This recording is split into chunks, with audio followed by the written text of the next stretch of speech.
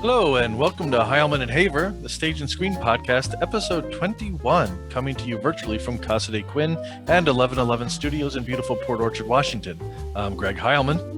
And I'm Matt Haver. We're two local actors looking to hone our craft by exploring the best in local theater and on the big screen. Each week we bring you entertainment news and views, celebrate classic Hollywood, enjoy cocktails with a Tinseltown twist, interview talented local actors and directors, and chat with industry experts from LA to the UK.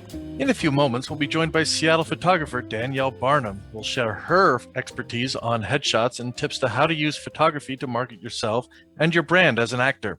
And it won't be long now before cameras will be flashing on the red carpet at the Oscars on Sunday, April 25th. Yes, there will be a red carpet. Producers say the 93rd Academy Awards will be considerably scaled down, but they are committed to holding an in-person event at Los Angeles' Union Station for nominees, presenters, and limited guests. And we're committed to keeping you updated on the Oscar race and all the contenders with expert input from industry guests and our own humble analysis. Visit our YouTube channel for this week's episode of In the Mix with our special guest, filmmaker and producer Scott Breitbarth, and our review of Judas and the Black Messiah, which is up for 5 Oscars, including Best Picture, along with our predictions for who will take home all the rest of those little gold men. So go see Judas and the Black Messiah now through April 1st at the Roxy, and mark your calendars for April 2nd and 9th when we'll be joined by friends of the show, UK film critic Matthew Turner and Turner Classic Movies commentator and author Jeremy Arnold, respectively. They'll weigh in on the Oscar race and provide some historical context about the awards and their importance to the film industry. And now we're pleased to be joined by someone who would be right at home snapping photos along the red carpet, Seattle photographer Danielle Barnum. Danielle is a hybrid artist entrepreneur, having spent more than a decade running a successful photography business all throughout the U.S., and beginning in a previous life as an AEA SAG-AFTRA actor and choreographer based in Seattle. Danielle's photographic work reflects her continued passion for working with people and drawing on her theatrical background. Is deeply rooted in storytelling, making it personal, vibrant, and real. Her goal is to showcase you feeling like your best and most authentic self, capturing the essence that is entirely you. Her clientele now includes performers, theatrical promotions and branding, CEOs, authors, small businesses, families, and adventure lifestyle sessions. Danielle, welcome to the show. Oh, thanks. That was a nice little bio read. Thank you for that. It's weird hearing it said out loud. Well, tell us about your journey as a photographer. So how long ago did you pick up a camera and decide to kind of make that, launch photography as a career? That's a great question. And I think the best answer I have for that is photography kept following me. And I felt like after a while, it would be in my best interest to turn around and look at it.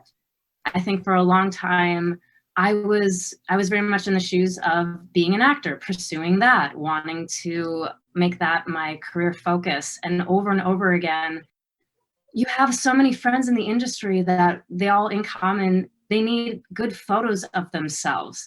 And that's something I've been drawn to since high school. That was back in the olden days of film, taking people's senior pictures. And I absolutely loved it. Even doing art back in high school, almost everything I ended up honing in on would be drawing photos that later on, I think I only noticed this about 5 years ago, everything I ever drew a picture of was based off of a photo.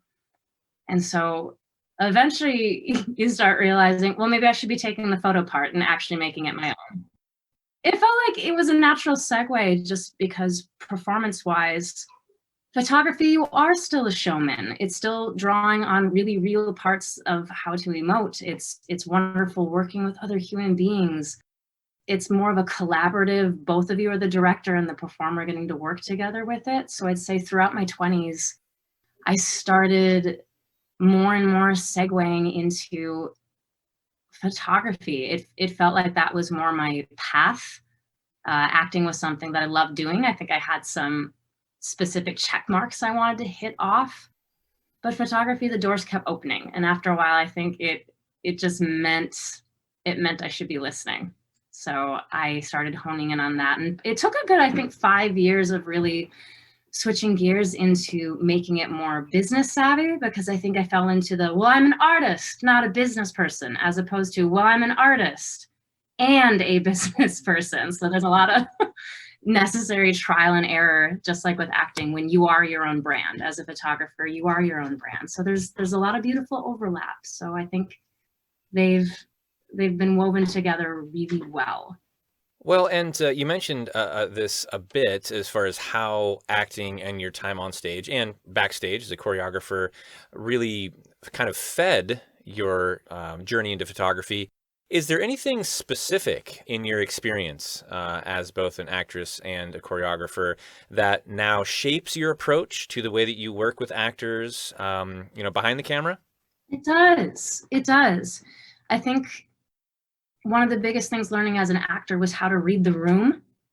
And when you're working in a photographic setting, the room I'm reading is you. And the room you're reading is me. So half of it's still using the same kind of energy where you're feeding off of the room. Only the room is now an individual. So you're each having your own one-man show with each other. But what's beautiful and actually even more vulnerable about it is that you're not playing a character necessarily.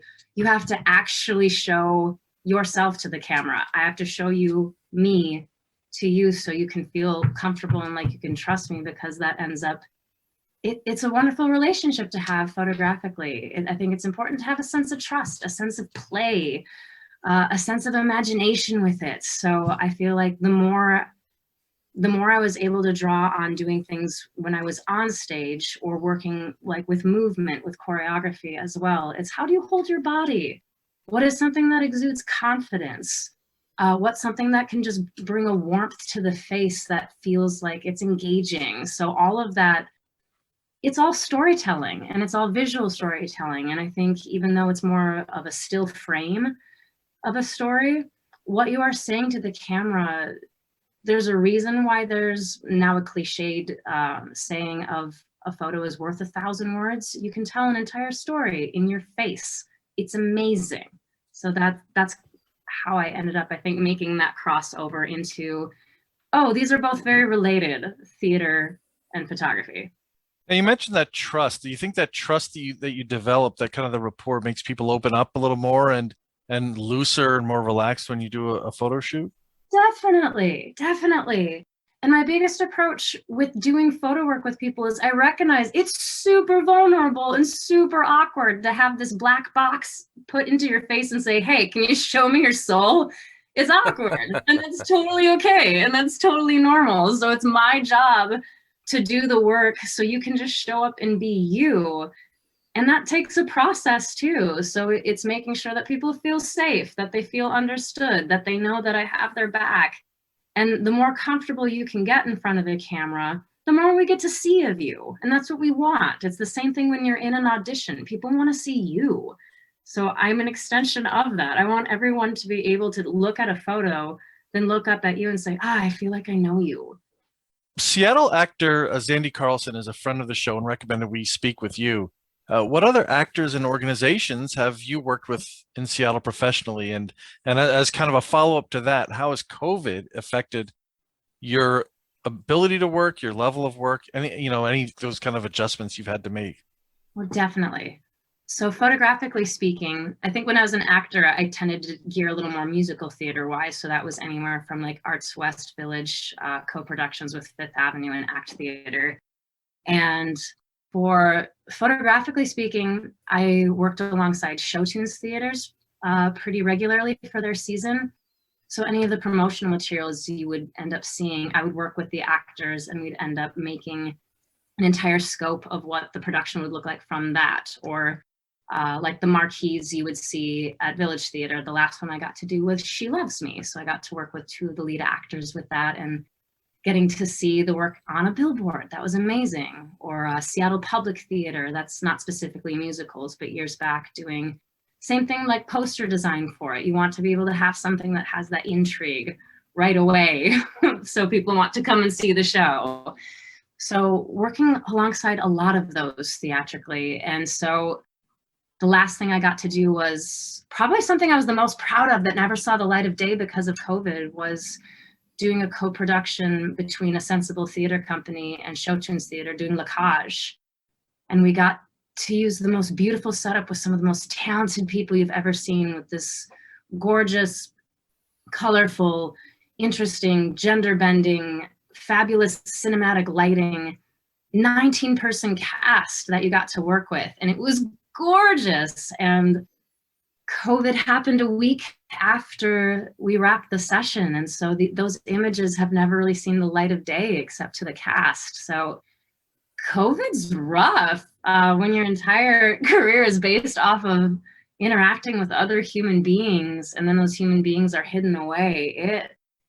1 out of 10, very bad, would not recommend.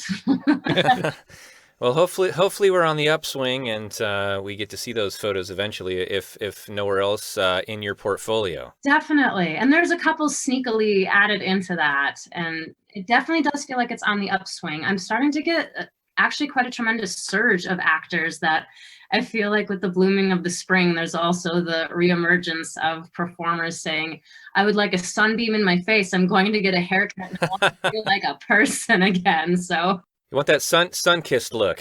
yeah. So you have the nice like lumberjack look, and then you have your glam look. You get to do whatever you like at this point to, I think, kind of reset yourself to start going back into the world. And I'm getting my second vaccination on Saturday. So I feel like that also gives me a little more leeway to anything that makes people feel more comfortable. World's weird. So if this can help make it easier. My wife and I have taken a few photos for some friends actually throughout COVID.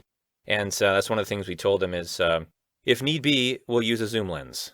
Keep that distance. Fantastic. It's amazing what you can accomplish while still being like 15 to 20 feet away right. from the person. Yeah, the technology exists. So it does. Let's talk a little bit. Now, you said you're back out and about doing headshots. I think that's fantastic. It's part of the reason that we timed this interview when we did, because, with spring and things opening back up again, it's exciting, and we want people to seek you out. How do headshots and branding photography differ? That's one of the questions that we had after looking at your portfolio. Is it specific? Are headshots specific to an individual? Is branding specific to a business? If Greg and I needed photographs for the podcast, would that fall under headshots or branding? Maybe you could differentiate for us a bit. Oh, absolutely. That's a great question. And the short answer of that is they're both the same and different. It depends on what you need them for. I'd say headshots is a lot more cut and dry. So if it's something that represents you, industry specific, that's predominantly for, I'd say, actors, writers, LinkedIn portfolios, for people that just need that. Wham, bam, thank you, ma'am, this is me. Branding includes headshots, but it also gives a more thorough scope. So for instance, if you had just the closet of all closets that you are now filming your podcast in, and you wanted that represented, that includes more of the lifestyle elements that you're having with it. So it feels like it's more part of your environment. So it tends to show you more actively a part of the world that you're trying to show people. So working with like business coaches, I'll have different things where they're working on their computers. They are sipping their coffee. There's something that feels like this is me as a human also doing my job, because all of the branding is supposed to, just like headshots, give a scope of what this person is like. What kind of colors speak to them? What kind of style speaks to them? For headshots, I'd say it hones in so much more on about like a 3/4 up on your body. So it's more honed in on your face. It's more giving a really quick message. Branding is something that tells a longer form story. So it really just depends on what you need it for. I'll have a lot of performers that will also do branding because they have things like coaching. They have a bunch of different needs for it. So I'm starting to get more and more people doing a branding session that includes headshots, as opposed to just straight up headshots. But there's really no wrong way of doing it. It just depends on what you need. So if I'm understanding correctly, would you say there's more action involved in a branding shoot than headshots? Definitely. Headshots is a little bit more where I aim to make it as not like a passport photo as possible. We're still taking strolls around. I want to make sure people feel like they have some life into the photos, even if it's just a headshot. Branding, we tend to physically be moving around, putting you in different spots, getting more of your full body, getting you in motion for whatever you are doing, having a conversation and clicking while we're doing it. Other podcast hosts that I've actually had that are featured on my portfolio, they are physically reciting something that they've done, and I'm taking pictures of it. It's really awesome because then you get to have this whole gateway into someone's expertise while you're capturing it. It's really, really fun. What is the real value of those for an actor? And you've kind of implied some of this through the Yeah. discussion we just had, and the benefit of seeking out professional headshots more specifically than having a friend go do them or go into the park and having, Yeah. doing selfies and things like that. Yeah. I guess the value add from the professional side, what does that bring for an actor? Oh, it brings everything for the actor. This is speaking from someone, I think we all had this for our first headshots where it was probably on the most distracting brick wall possible, or you have some kind of flowers or trees in the background going, yes, this is my entrance into professional acting. And then you look back on it like a decade later going, oh dear God, why? Why did I do that? And you don't know what you don't know. But a lot of those initial photos where you're thinking, no, I'm saving money and I'm going to have a friend do this. When a casting director sees it, what they are seeing is, I'm new at this. And so the goal of having professional photos is saying, I know what I'm doing. It's an extension of you, and it's the first thing they see besides you specifically. So it says a lot to them being able to see what you know to do to showcase yourself. It's the same thing if you want to have really strong material to impress them. You want a strong visual that goes alongside that, that helps make their decision easier about you. So I think it's so important. It's the same thing of when anytime you're walking down the street, we are very visual creatures. So if you have something that really catches your eye and leaves an imprint on you in a good way on your brain, that is the best thing you can have alongside having fantastic material. Just like you want to go in prepared and memorized, do yourself a favor, like make sure that you don't skimp out on having that. You want to put forth the same amount of effort for your visual and the content of your audition. So it's important. It's not even saying go with me. It's go with someone that that is going to put you in the best light, that knows your angles, that knows how to make you look polished. Well, when I was a kid, I used to write to, I think everybody does this, right? Write to, your idols and actors and people all across the board. And I used to get these black and white photos of just the guy's head or the woman's head. Oh yeah. And I used to think that, I guess that's a headshot. It's a shot of a head. And they had the name at the bottom. So I figured that was it. And then we had an actor that another friend of the show, Sarah Summers from LA, who on her headshots, they're bright, vibrant colors. She's happy in some, she's, pensive in others. And it's just completely turned the balance for me on what a headshot was compared to those things. So from that, I mean, there's black and white and color and things like that. I imagine you recommend a variety, or how do you go about that when you have a client as far as what you recommend for different styles of shots?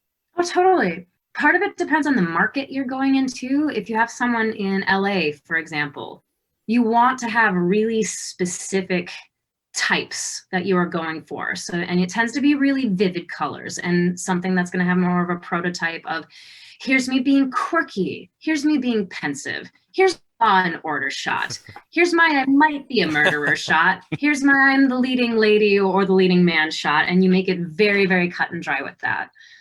My style tends to, I spent more time in New York, so it tends to be a little more ambiguous street, something that is still going to have a bit of a type, a facet of you. So you want things that are going to be warm. You want things that are going to be a little more dramatic. And by dramatic, I don't mean that means you look like you have a headache and the worst day ever. Dramatic can look so cool. That's my favorite thing, is having like the 25-year-old guy, Shakespearean actor, who just like gives you all forehead and it's very furrowed because that's his serious actor shot. And you don't have to work so hard. It's tell me something important with your eyes. It's going to read as soulful, which will read as dramatic. I think it's really important to make sure that you give a scope. You should never just have one headshot. I think it should be audition specific, because if you have that really pensive shot, you don't necessarily want to send it in for a production of 42nd Street. Things like that, where it's again, read the room. What do you want them to see about you? Show them that. So I think it's really important to make sure that you have that variety so you can really quickly say, yep, this fits. Something that I appreciated, the little bit I know as an amateur photographer, reading through looking at your portfolio, reading through your materials on your website is your use of natural light. Greg alluded to the old style headshot, which ends up looking a little bit more like a mugshot. You like to use natural light, and we have some amazing, for lack of a better term, that beautiful kind of filtered gray light out here in the Pacific Northwest. Can you tell us a little bit about what the benefit in your mind is of outdoor photography versus maybe inside a studio, a little more static, where most people might kind of expect a headshot to be taken? That's a great question. And at this point, I actually don't know if most people would expect something to be indoors. For the past decade, I've been doing things mostly outdoors. And that's not to say that I don't shoot indoors and that I can't use off-camera flash or using different lights. I personally, for myself, I think people are more comfortable when you put them in a natural setting. A lot of times I see people more stiff if I'm meeting them in an office, if I'm shooting indoors, where because I'm such a motion-oriented person, I like to get my clients walking around. I like to give them different things to look at. I have a lot of like ambiguous city streets, or we start off at like a local cafe or something just to chat for a few minutes and then kind of set the tone to be a little more neutral, as opposed to putting in a studio where I generally feel more stiff. And I think a lot of people that I've worked with also do. So it's a way to just get the nerves out. So it doesn't feel so, as you were saying, static. That being said, there's always a time and a place for that. And I've done it. I prefer not to. And it's worked actually pretty well, being the world's been so weird this past year that shooting indoors puts on a lot of challenges. So I rented different studios at this point. The co-working space and studio that I had been using prior to COVID, unfortunately, rest in peace, did not make it through the pandemic. So this is more my means of, I know how to keep people dry. I know how to keep people warm. I love being outside.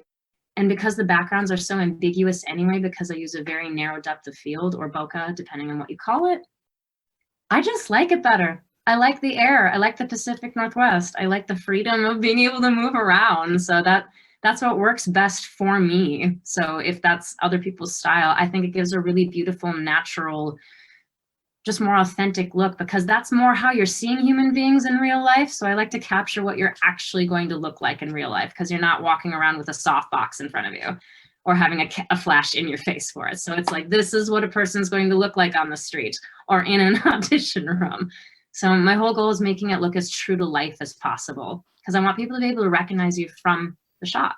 Well, speaking of real life, we're talking about headshots, and I think there's no argument that an actor needs headshots to succeed. But what about these? Is that enough these days? What about body shots, full length body shots? Do you think that an actor should have those as part of his or her portfolio as well?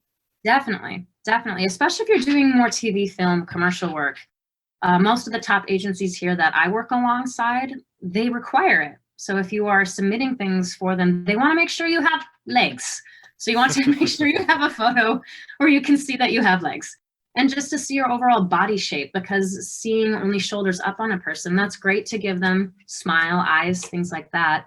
But for any kind of print, runway, TV work, they want to have a scope of what all of you looks like. So I think, yeah, it's definitely important to have that. And so I always recommend people, like, if you have a sassy pair of boots, if you have like a power suit or something, anything that makes you feel good from head to toe, I think it's great to bring it. And it's even better to make sure we get a few really awesome shots of that. On top of that, it's just good to have really flattering photos of yourself, whether or not you're going to use them for an audition. Theater, I haven't seen it be necessarily used often, but definitely for commercial TV film work. And if nothing else, it looks great on plentyoffish.com. Yeah, or dating profiles or what have you. You can do whatever you need. Well, our guest is Danielle Barnum, headshot, branding, family, grad, and wedding photographer from Seattle. Check out her portfolio and to learn more about her photography services at inspiredbydanielle.com. When we come back, she'll share her tips for actors, specifically about planning a headshot photo shoot, and offer her suggestions on things like wardrobe and poses and more. So stick with us. We'll be right back right here on Heilman and Haver.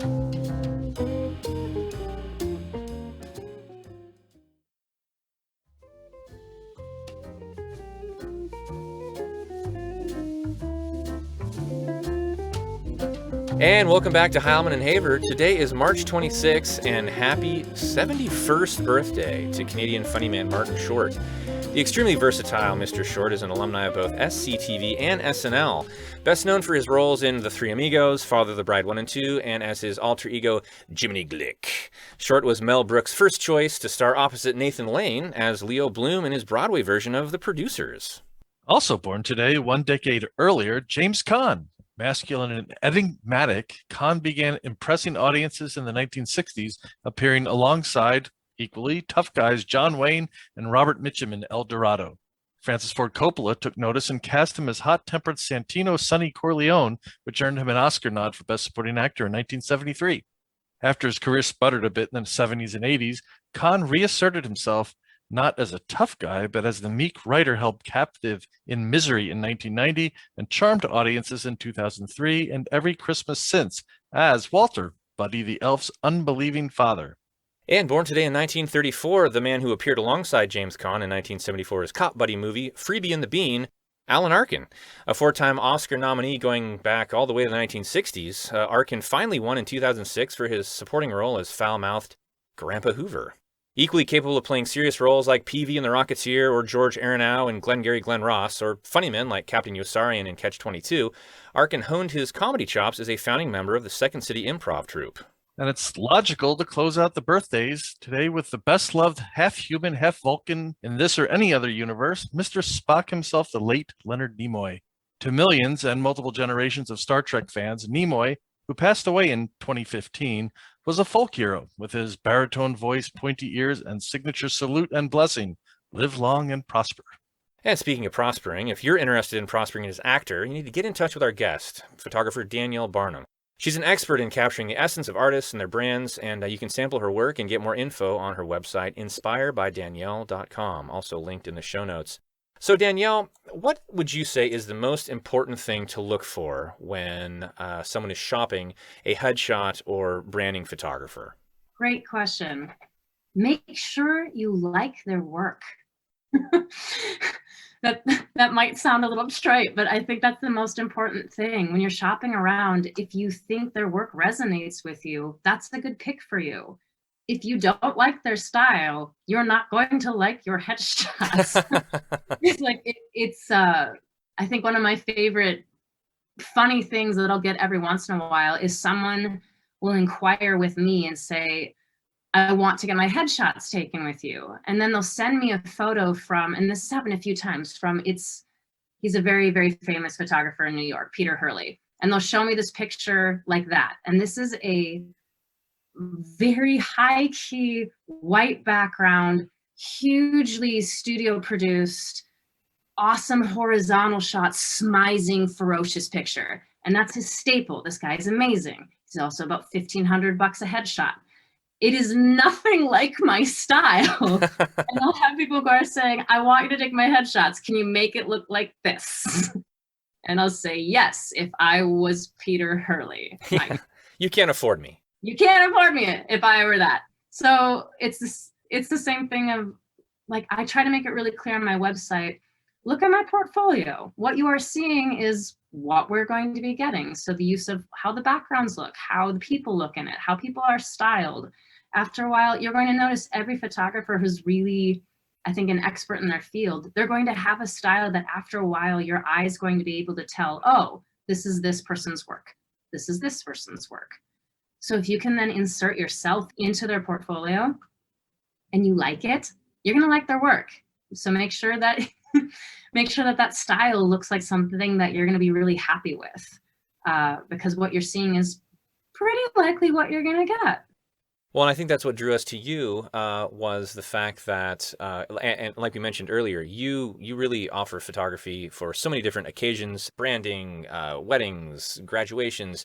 But there is that consistent style, that natural light, that outdoor setting. You know, you look at enough of your photos, it's very obvious that those are all your body of work. Yeah, it's trying to have a consistent voice, I think. So I have my own brand, just like anyone else would. So it tends to be more creamy, dreamy light. I have a little bit of a vivid color pop. I make sure the eyes really stand out. Expression-wise, I want it to look like I caught someone in the middle of a thought. And those are things that mean a lot to me. It's what I find interesting in a photo. So I'm looking for that the entire time we're having a session. If you're looking for someone to give you like a really ferocious look, go get that photographer. That's awesome. Or someone who's going to do more of like a glamorous look. Awesome. Go find them. Like, I will be so happy to take your photos if I'm the right kind of photographer for you. And if I'm not, I'm sure that there's other ones that are going to be amazing too. It's just a matter of seeing like who speaks to you. Who are you going to feel the most comfortable with?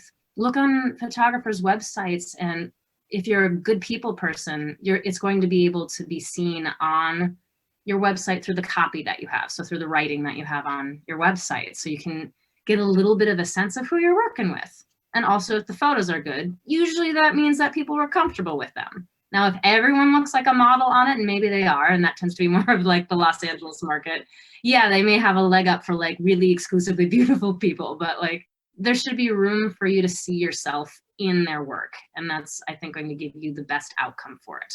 Price, I think, should be after that.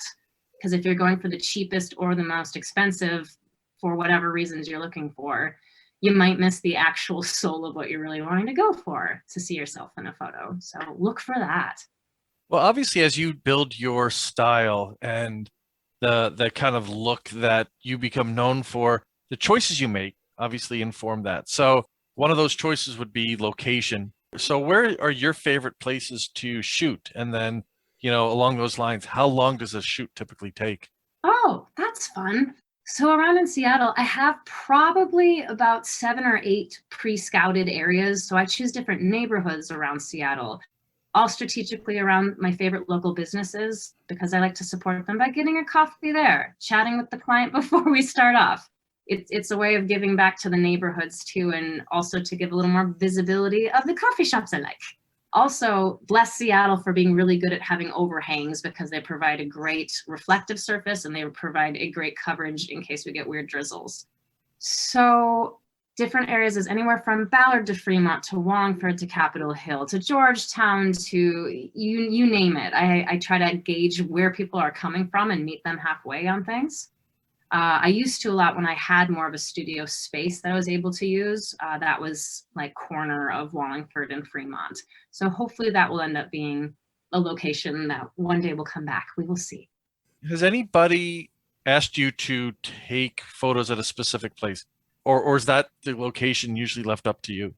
For headshots specifically, that's generally left up to me, just because I know what's going to work right off the bat. That being said, if you have something that's more specific to branding, if someone has an office or a home space that they're really, really keen on, that's great. I'm like tomorrow, I'm traveling to someone's Bellevue location, and we're going to make it work because that's just what they need. In general, for headshots, especially with actors, I know what's going to look good. I know what's going to end up feeling right for it. So it's usually left up to me, and I won't steer you wrong on it.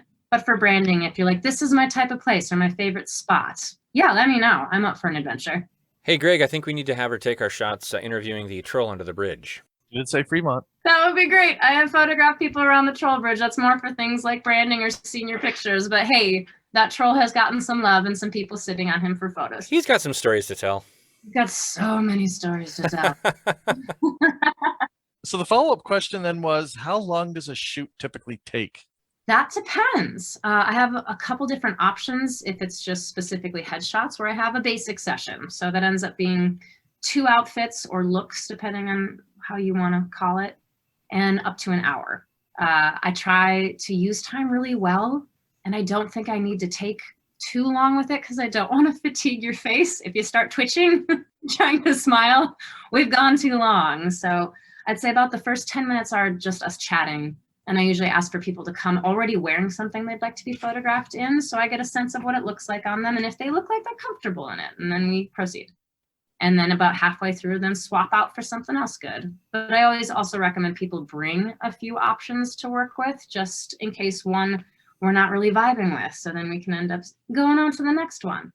And then, and that next one up for something that's more, if you have a lot of looks, then I have more of what we call the deluxe package, or what my mom affectionately calls the add bacon package, which I love. So that's more like 4 to 5 outfits and up to like 2 hours. And so we just have on a rotation of about maybe 20 minutes per outfit. And when we feel like we have it, then we have it. Then we move on. That's a nice thing about having digital photos to work with, is I can show you in real time, this is what we're getting. Do you like what we're getting? Cool, let's keep going. Or we don't like it? Cool, let's try a different outfit. But no COVID package where somebody's just in sweats, and they are all day. Why did I think of that? That's a brilliant idea, where you just have popcorn, a beer, your sweatpants that you've been wearing for 3 days. I think that seems right. That seems true. Show your true self. My true self. Yeah, or business casual from the waist up and boxer shorts from the waist down. See, this is brilliant. I think I need to hire you guys for promotional work here. That should be my spring sale. We can trade services. How involved are you in suggestions about wardrobe? Do you like people that, like you said, you have different packages for different number of wardrobe changes, but do you recommend a variety, period costume, something that matches the actor's personality? I suppose it does depend on what they're going to be using it for, but business casual, that sort of thing. What do you find is the most versatile for artists and actors? Renaissance period outfits, I think. Oh, good. All right, I got a closet full. Perfect. Whatever you have laying around, or pirates. Pirates are good. Ooh, pirates are good. Yeah. The end. That is my word. No, I think it definitely depends on what you are going for. But to be on the safe side is make sure you're wearing things you feel comfortable in. Because if you don't feel good in it, it's gonna show. I always recommend, for more of a basic headshot, you want to focus on more solid color tops. Something with a burst of color that's going to bring out your complexion, your eyes, that feel good. Something that has a scoop neck, a V-neck. Try to avoid things like turtlenecks or boat necks or really busy stripes or patterns, because we want the focus to be on you. You are the most important thing. The wardrobe's secondary. I think a lot of people get almost more nervous about what to wear for headshots than even how their face looks. And I just want people to feel more relaxed about that. Like, we're going to be okay. Whatever you brought will make the outfit work. It's not as important as the moneymaker up here. Pastels sometimes are a little difficult, or really bright red, or really black if you have dark hair. So yeah, it's important to bring a variety of things from more of that business casual you can never go wrong with. Really dressed up business, it depends on what you're going for. I'd say in Seattle it isn't used as much, but again, it depends on what your niche is. And then having something that's more of a dress down everyday look, or having something that feels just really polished. So it's good to bring a blend of that. Do you ever have actors get in touch with you for headshots for specific projects? Yes. Where they would do something like with a period costume, specifically for a role that they're going after?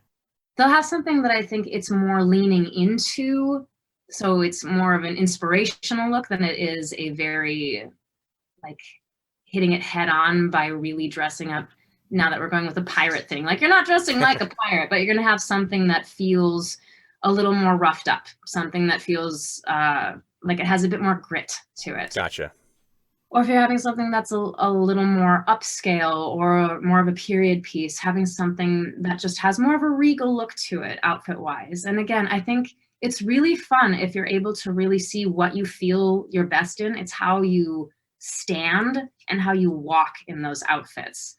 And it's going to really affect your posture. It's going to affect how you hold your neck, how you end up smiling, how you smirk, how you end up having a little bit of that sparkle in your eyes. It's how you're decorating yourself. So the wardrobe is important that way.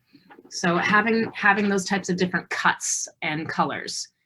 And also take a couple selfies of yourself in it and make sure you like it. Because some things look amazing on you just as you're walking around, and in a photo you go, oh no, that did not fit. Oh no, super flowy things that in theory look fabulous, and then it looks like you're wearing a very fancy pillowcase in a photo. So because you lose that motion where you get to see a full human in it.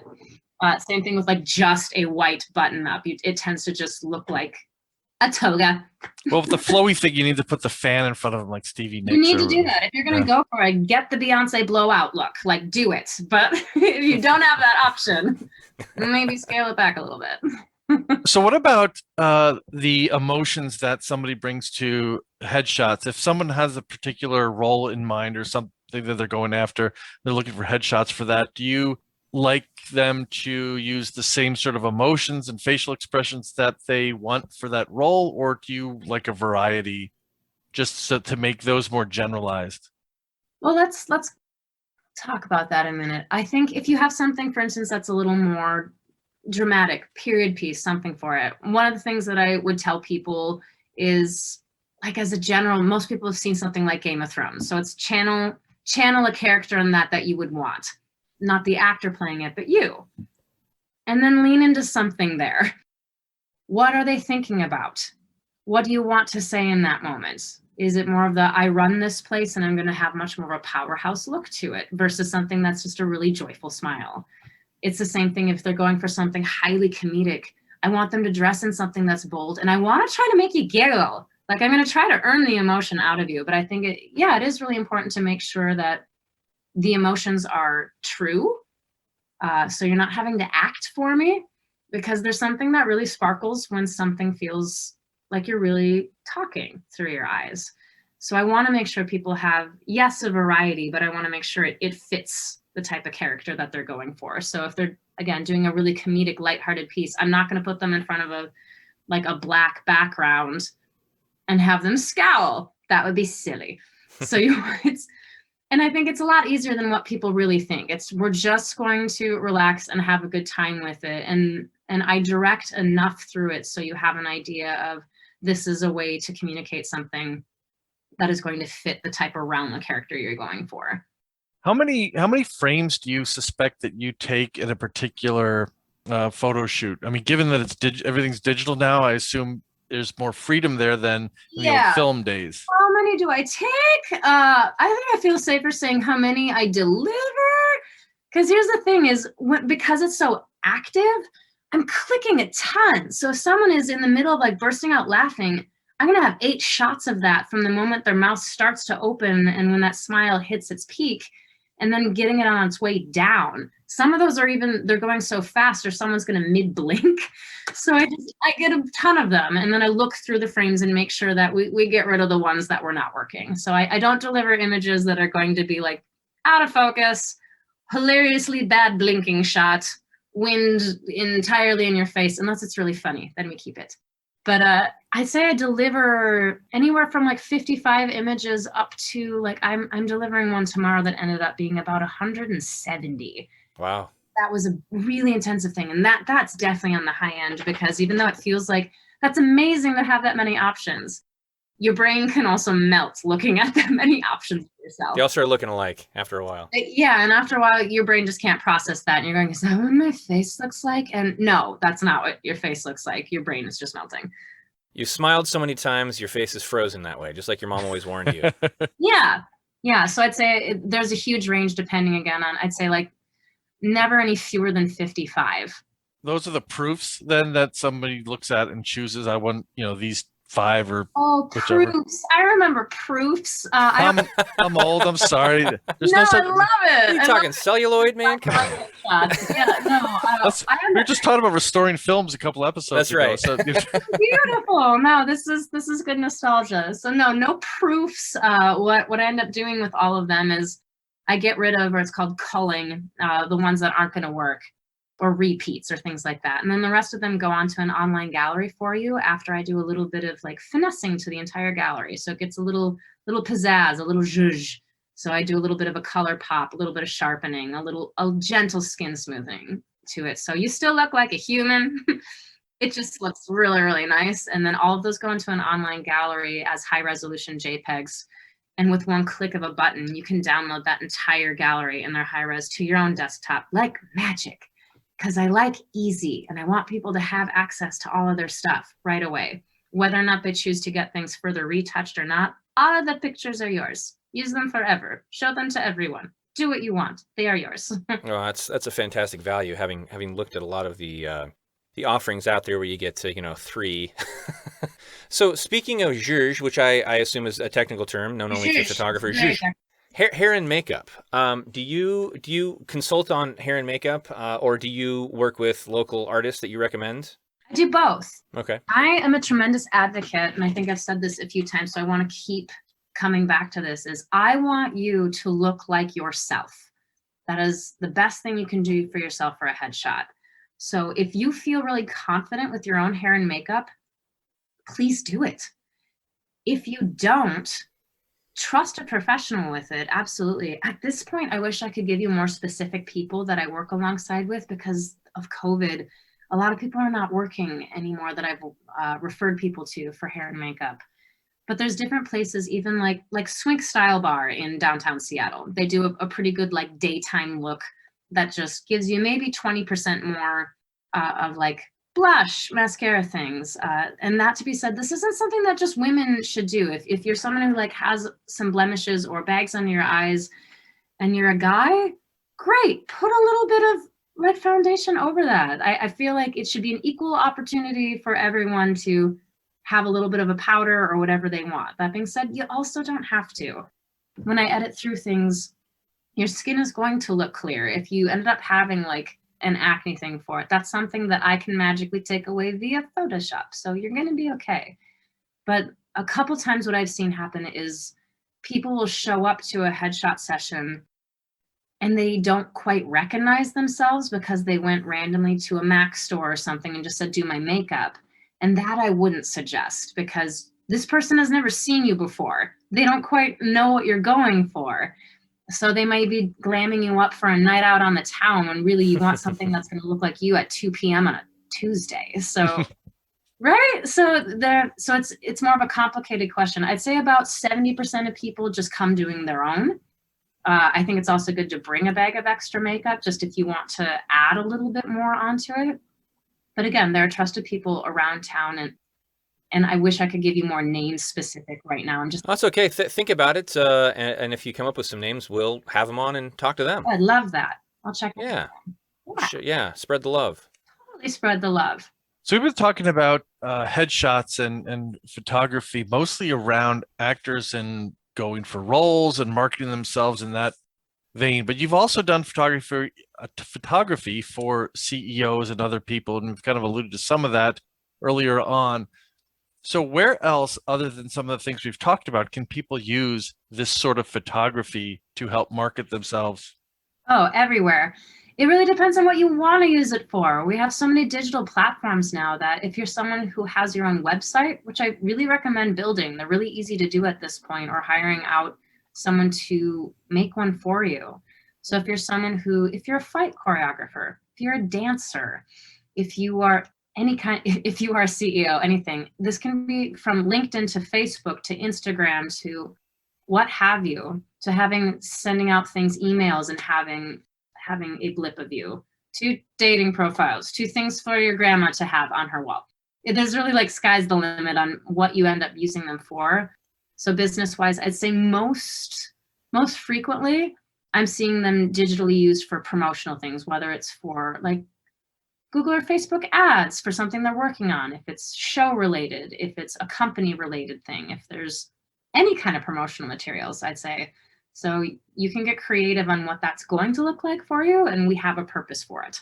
Where can folks see your portfolio? How can they find you and follow your work? You've got inspiredbydanielle.com, obviously. How do you like to hear from folks?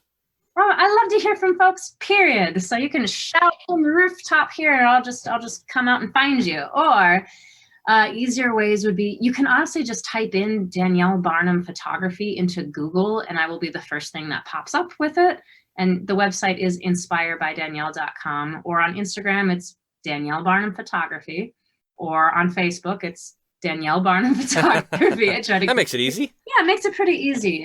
If you find me on my personal Facebook page, it will definitely be slower going, just because I'm not as good with just as a human using Facebook. Business platforms I'm much faster with. So website, if you want to contact me, I have a booking page. So just shoot me an inquiry, take a look at some of the options of the portfolio, see what fits your fancy, and we'll build something for you.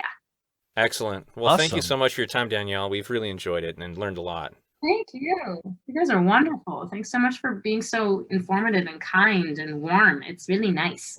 Our pleasure. All right. Well, thank you again to our guest, Danielle Barnum. For more information and to book a session with Danielle, visit her website, inspiredbydanielle.com. And you can follow her on Facebook and Instagram, as we just talked about, both linked in the show notes. tune in next Friday, April 2nd, when we'll be joined by friend of the show, UK film critic Matthew Turner. Will give us his take on the Oscar race and share info about his month-long viewing event Pre-Code April, celebrating all things noir. And remember, Heilman and Haver can now be heard every week. You can find us on Apple Podcasts, YouTube, Amazon Audible, iHeartRadio, Spotify, and Pandora. And if you enjoy the show, make sure to follow us and share the podcast with a friend. We'd love to hear from you, so please join the conversation on Facebook and Twitter and email us with thoughts and comments at heilmanandhaver@gmail.com. And until we're treading the boards together again, thank you so much for supporting local theater and for joining us right here on Heilman and Haver.